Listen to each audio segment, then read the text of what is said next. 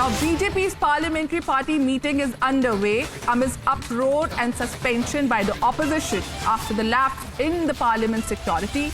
Prime Minister Narendra Modi has arrived at the parliament for all-party meet to attend this meeting. The opposition has been continuously asking for a statement by Home Minister Amit Shah on the breach of parliament security, which happened on the 13th of December on the occasion of 22nd anniversary of the 2001 parliament attack.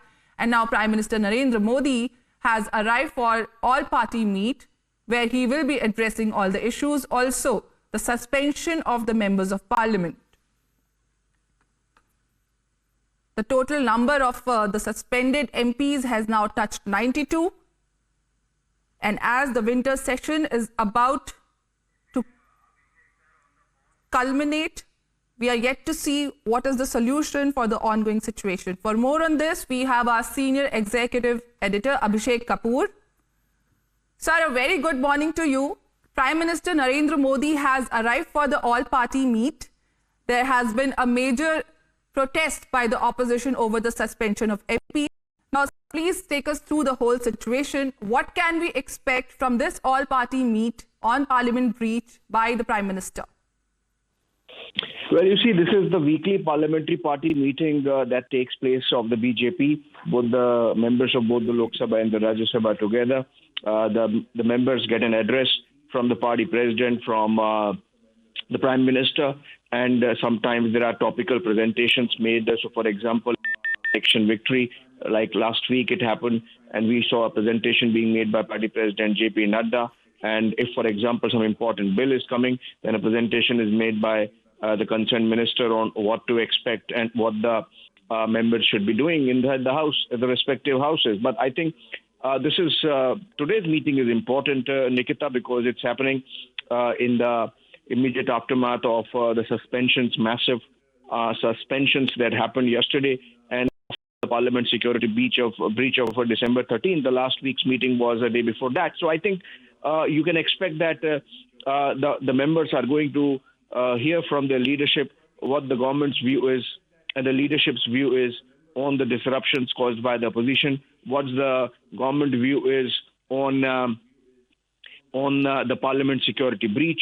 Remember, while the government maintains that the parliamentary security is within the jurisdiction and complete control of the speaker, and hence the speaker should be piloting the proceedings, the investigation, etc., the opposition wants that Home Minister should be making a statement. And the reason why the government is not letting that happen is because they believe that it's the Speaker's prerogative, and there is a clear demarcation of who is supreme or who holds sway insofar as whatever happens inside the parliament is concerned. So in that sense, I think there is a protocol issue which the government has really brought in. And insofar as suspensions are concerned, the government strongly believes that the suspensions are because of the unruly behavior of the MPs and show of disrespect to the chair, in the case of Lok Sabha to the speaker, and in the case of Rajya Sabha to the chairman.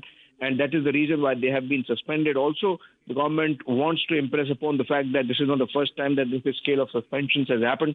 It has happened in the 8th Lok Sabha at the time of Congress party. It has happened at the time of Rajiv Gandhi government in 1989 to 25 March, to be precise, during the budget session when 63 members were suspended. In the 8th Lok Sabha, 25 other members of the Lok Sabha were suspended. At both the times, the BJP was not in part. So I think while we await another round of jousting and strong protests inside the parliament as the parliament gathers at 11 a.m., this meeting is sort of going to give you a glimpse of what's going on in the mind of the BJP leadership in terms of how to counter the opposition protests and to take on what the opposition intends to do in the parliament today. So let's wait to hear. It goes on for about an hour. It's just started. We have seen the pictures of the leaders coming in, and we'll get an idea of what really happened and what the government decided on how to take on the opposition on the issue of the suspensions and security breach protests.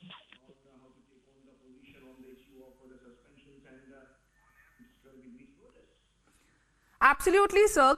are we looking at a statement by Home Minister Amit Shah after this all-party meet? Because that is what the opposition has been incessantly demanding, that at least Amit Shah should come out and speak about the breach in Parliament security. Well, I think the government is very clear, Nikita, that there is no question of the Home Minister is speaking, because Parliament happens to be a jurisdiction of the Speaker, and there are protocol issues involved. The opposition says that while the Home Minister can speak outside, and the Prime Minister has given an interview to a daily in which he has spoken on the issue, why the government is shying away from, speaking inside the Parliament on the floor of the House. So, in a way, this is sort of upping the ante from both the sides. It's really unlikely that the Home Minister is going to make a statement once the government has taken a very public position that any comment on what happened inside the Parliament in terms of security breach has to come from the office of the Speaker, because all the investigation is happening and is going to be reported to the Speaker and not to the Home Minister.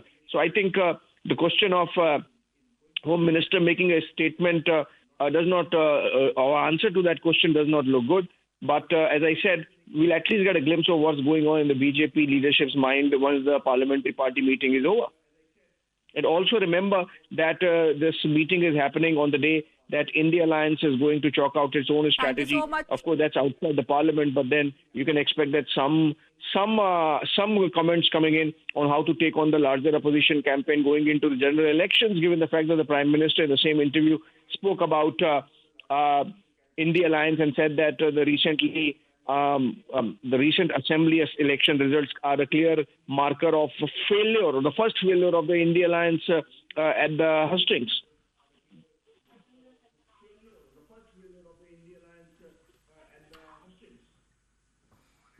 Absolutely, Abhishek sir. Thank you so much for your insight into this developing situation. Of course, the Prime Minister has earlier also urged the opposition to be in a positive state of mind after facing a thumping defeat in the assembly elections in 3 major states of Rajasthan, Chhattisgarh and Madhya Pradesh. Now, it is to be seen whether their demand, what according to our senior executive editor is also not a correct demand, asking the Home Minister to give a statement when the Lok Sabha Secretariat is responsible for the day-to-day affairs of the Parliament, where this meeting takes us today.